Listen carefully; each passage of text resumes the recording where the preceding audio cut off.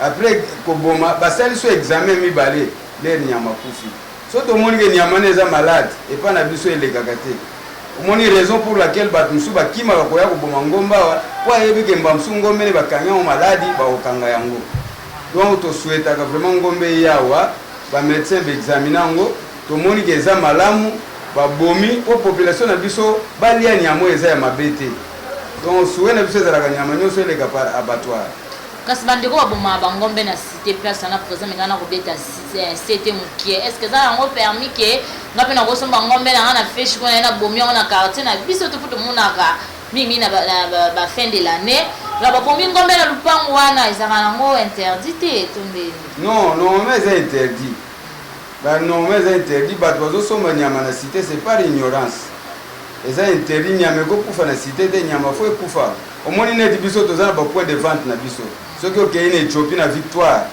bamembre na biso baza wana entre autres papa Mamadou Sankara Thomas baza ebele na Victoire wana baza bato baya koprovisionner na bato na biso soki okei na Itaga na ville okuta bapapa aja bato ebele baza wana bateka nyama okoyeba ndeni ke nyama euti na bato eza certifié par un cachet okomona tobetaka cachet so wana tobetaka elakisi ke bamédecin bacertifié ke ngombe oyo ezali passable à la consommation donc bato baliaka nyama na cité te bilia yango wana bazozwa nyama ezalaka même ngombe ezalaka na tenia et puis tenia wana soki ekoti na nzoto na yo eza mortel ekosise yo sang ekobendela bamakambo ebele mais pourquoi na oconseille na bato mpona bato oyo basombaka nyama na libanda na cité toconseille bango basalelaka ngo te so bakosomba nyama na cité bakendaka surtout na bapoint de vente na biso mpo nyama oyo eutaka mpa na biso na batoire mpona kotalisaka eza nyama moko ya bien bamédecin babetaka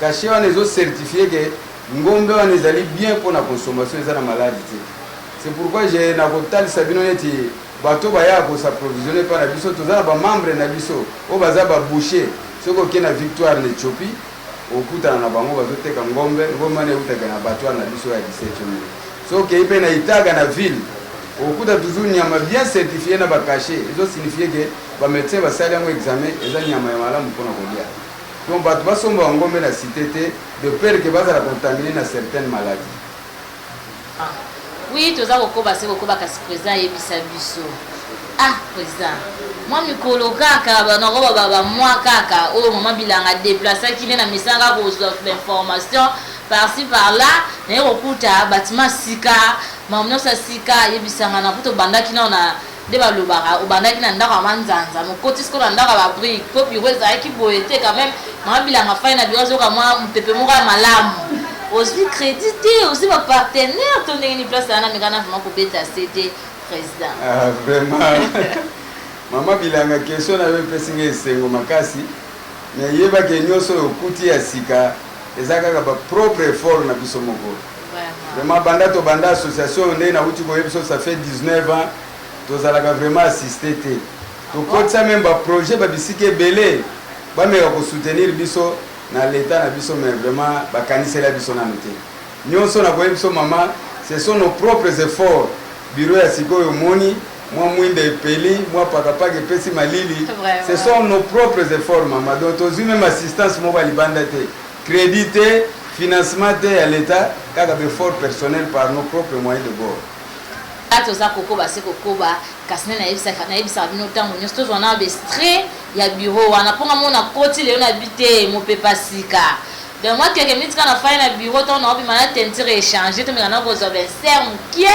na likambo etali bureau oyo abefko asali elongo na bandeko bazali kotravaille na kati mpo monaki baza vraiment logique ezali ordre nde ordre donc awa so oye oke boyeboye etali okobima libanda des ordres eza te donc logique nde logique tomeka nanu kozwa image wana na bandeko bazali kosala na babureau wana tolanda mama bilanga tolona tobokola mama bilanga tolona tobokola mama bilanga tolona tobokola mama bilanga tolona tobokola mama bilanga tolona tobokola mama bilanga tolona tobokola mama bilanga tolona tobokola mama bilanga tolona tobokola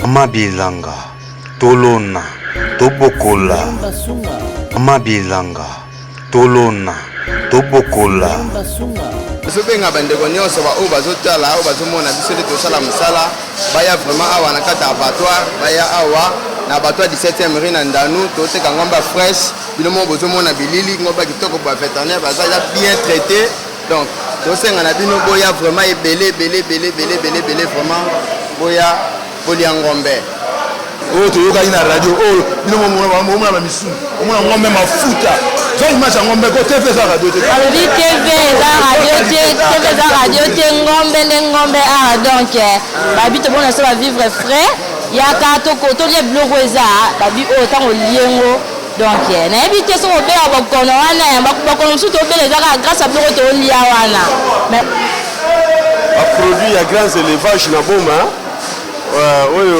ezokambama na mwana mboka oyo eza ya mindele te tosala polémique mpona bakombo ya basociété mosusu te mais oyo société ya mwana mboka grands élevage oyo produit na ye donc yango ezosala fierté na ville ya Kinshasa d'ailleurs ekangi kaba sadaka tukazuni leki malamu makasi lelo ngombe nde ngombe nde tuotie totie mpona komona papa ngai komona ngai na musulman mwanini ok Banza Fideline.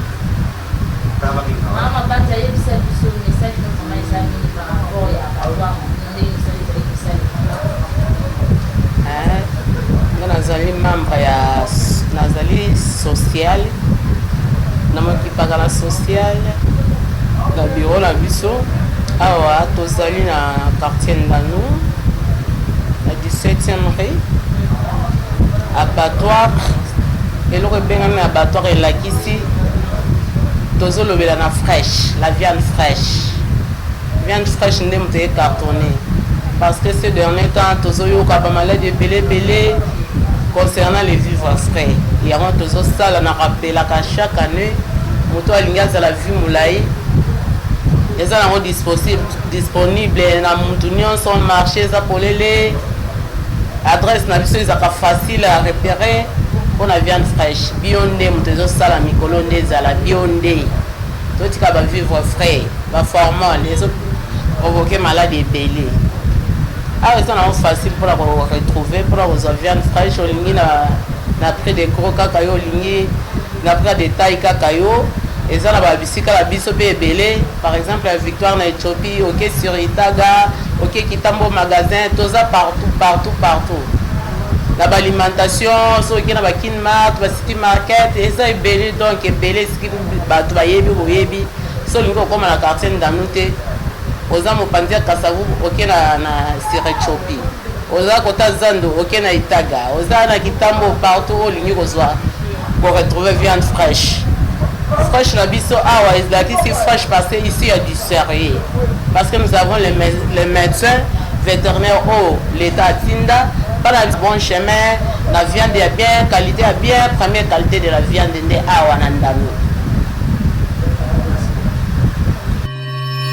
Mama bilanga tolona tobokola et voilà wana bosiko landa ndenge bureau etongami awa donc awa vraiment baza nyonso eza malamu mais tozonga moke epai ya présent yebisa biso toyebi ke mosala nyonso difficulté ezanga te 19 ans mosala eza ebele donc toyebi te difficulté nini vraiment bokutana nango awa na abattoir oyo etungisaka bino mingi vraiment. Bon, maman, merci pour notre tour. La difficulté est énorme. Nous avons des difficultés belées. On a vu d'abord que aux locataires, ils ont des difficultés à ma casse. Donc, à vos amis, locataires. Nous sommes des locataires. Nous avons une concession au Penzate. Nous avons foutu là.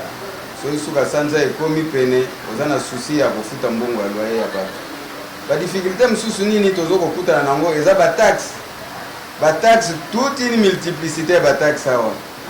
Tofuta la taxe nyonso toza exonéré et pourtant tozali association oyo ezoko nourrir population na viande fraîche na Kinshasa boyebi bino mo na kati ya Kinshasa abattoir eza seulement mibale eza abattoir ya Petro Congo ya Masina oyo eza ya l'État na abattoir oyo ya biso oyo ya association oyo tozo nourrir population na biso na viande fraîche mais toza vraiment assisté te. Tozali donc même eloko mo bako longola biso, nous payons tout. Tozo futa ndaku, tozo futa ba taxe nyonso ya l'État esengeli ko futa, tozo futa ba travailleurs tout ça. Donc ça ezo peser makasi. Ezo peser makasi donc ba difficulté za moi ebele. Oyebi que surtout na mboka na biso na problème à Covid-19 oyo, moi baisse ezali, bien que bomoni nyonso to sali, vraiment eza exploit moko ya toko do ya kosakana te. Ki ozali ko kamba bango. Message na vraiment ezali. Bon, message na ngai surtout pour ba travailler na biso ya Pesco, ezali vraiment tous à la soudé, tous à la uni. Ceux qui tous ali uni, nde to kozala très fort, peut to progresser, to kosala malamu. Et surtout dans le comité directeur de Yangai, comité directeur de Befco, au moment où bureau, ce n'est pas seulement le président de le bureau, c'est tous les comités directeurs qui travaillent. Même si maman n'a pas de soutenir toujours. Les fournisseurs n'ont pas de nyama. Pour être quelque chose, tout le bureau. Donc vraiment, je remercie les travailleurs, les fournisseurs n'ont nyama. Ba boucher au besoin de s'approvisionner pas na biso wana utotangela bino ba boucher ya Itaga ya Ethiopie et par-ci par-là na wenza matete mingi baya kosomba biloko awa tozala biso nyoso soudé alors l'air tozala uni nde tozala plus fort encore. Kasi message na oyo mususu tezami ni pa ya ministre élevage on a évoqué yende domaine vraiment ça yende fois bête la bino c'était mingi et pas ya mokonzi numéro 1. Donc on a pouvoir kobakisa nazali ko remercier ministre provincial de l'agriculture ya Kwango monsieur Petrema Mabanza oyo azo soutenir biso à tout moment na makambo nyonso. Nazali ko remercier ba membre fondateur pour eloko bomoni ya Befco ezala ba bazwa ki likanisi pour être eloko iko ko exister. Ce sont les membres fondateurs. Napesi bango nyonso merci. Nazali ko remercier ba mama na biso baya kosomba poso ba mama bomoni liboso ya boucherie wana bazali ko teka mwa ba kilo pona ko aider population bo baza à mesure ya kosomba en gros te. Nazo remercier nyonso. Na remercier ba batteur ya biso bokutu kuna na salle bazo ko sala effort po ete ba pasola nyama ebima na ba condition moko kitoko. Na remercier lisusu ba médecin na biso vétérinaire pona musala na bango ya kitoko bazali ko sala de façon que nyama ya mabe pa na bango ko leka te. Nyama nyonso eza na malade ezali saisi tozali ko incinérer yango. Na remercier a Befco nyonso bana nyonso bazali ko tumba poso bana na biso nyonso bazali ko kuluka mwa quelque chose na musala awa. Napesi bango lisusu merci. Na remercier comité directeur na ngai mobimba oyo na Befort nyonso tozali ko sala pour que a Befco emona na lelo obino bomoni. Na remercier comité directeur nyonso pour na kosukisa na remercier président na biso Fachi ba continuer sur mboka na pesi bango merci na sengi soutien na bango munene ezala pona biso pour ete toko ko tombola mboka na biso oyo Congo. Je vous remercie. Progresser, tout ça la madame. Et surtout dans le comité directeur de Yangai, comité directeur de Befco, au moment où il bureau, ce n'est pas seulement le président de le bureau, c'est tous les comités directeurs qui travaillent. Même maman na biso pe bazo ko somba poso. Bazo soutenir biso toujours. Ba fournisseur na biso o bazo na nyama. Pour être ko futa moi quelque chose to tonga bureau bomoni. Donc vraiment na remercier ba monyo so ba travailler na biso.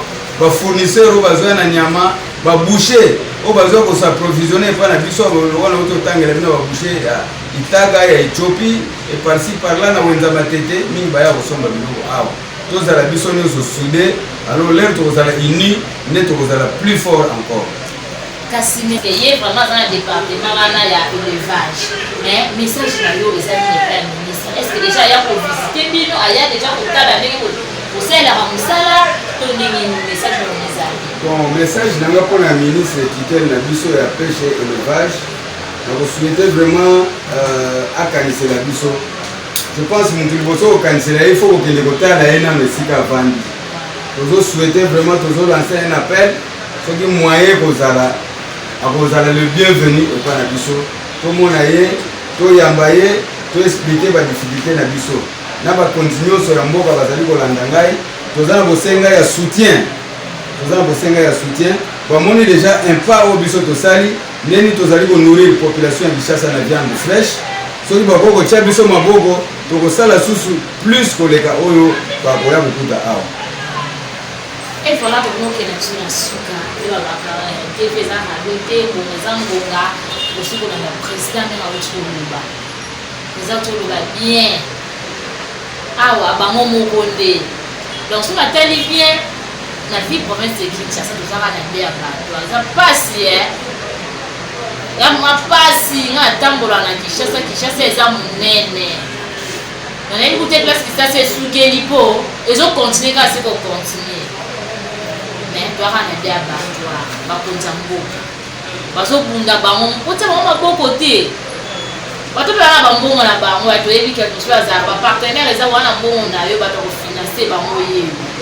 Na place on a kopanza mbongo na mambo zanga tina awa bazo boko la population avec image pour les autres déjà les deux avec tabaski et botal la nenge ba misina ba koti bazo somba ngombe comme on a que baza vraiment important na mboka na biso mikama pour voir dossier na mama malamu ngama bilanga na kotika koloba teti na komona changement de na kotika koloba ne changement za tenga na zanga na pona koloba o nyonso azosa musane malamu kobeta maboko azosa musane mabe. Batia lobby déjà le président de la République a lobby qui déjà est système avec vidéo état de droit peut déjà et yaki donc ça là musa on est esengeli na boza d'intérêt na bino personnel était comme tu pouvais communiquer ngana libota ngana bote biso to ba congolais ezama là musa vraiment au suki ba mo to so pas ya président mekana ko pesa numéro na ya téléphone to adresse peut-être bande ko musa bazuli baba ko landa biso ba za intéressé na makambo bazana posa baye ba abattoir en adresse na mo zone wapi numéro de téléphone présent mekana ko pesa na bandeko oyo bazuli ba ko ya kolanda. Merci maman. Abattoir na biso ezali sur 17e rue na quartier Kingabwa na commune à Liberté. Alors adresse na biso o to ko pesa vraiment ya solo nde ya mwana. Pour le numéro de téléphone, nazana des numéros de téléphone, nazana Vodacom 082 24 940 14 082 24 940 14. Nazana numéro 090 52 92 298 090 52 92 298. Vraiment tozana bosenga ya soutien ndeko nyonso aboya epa na biso akozala vraiment le bienvenu. Vraiment na souhaiter bonne fête à Tabaski. Bandeko na biso nyonso ba musulman bazali ko fêter le 20 juillet. Comme na suka ya magazine Mama Bilanga oyo lobelaka agriculture pêche élevage nasaki na meka déjà kobeta c'était muke na mai oyo président si ko limbola biso malamu kasi na isaka bino soko moni ki SCP so contacter son numéro za affiché biso be kana bino toko ya partout zali toko ya poto saka musa kitoko information comme la bandeko nyonso na bandako nazaka ngai moto nazaka bona c'est une image qui parle Charlie Vita commentaire na mondele pa zawana kaka pona ko soutenir Mama Bilanga nde na esaka bino botika ngana pesa merci na ndeko nyonso soko yebi ke ozwaka temps kokomela ngai ya kobenga ngai na pesi merci et ça la nga bien critique encouragement ya bino ngo tozo sala ke musala kende kaka toujours liboso ministre pêche élevage papa président tuko loba bien et ça nga passe ya ko président kuta cité ministre provincial ya Kwango babi misala nde misala malamu ya mwana pe egangaka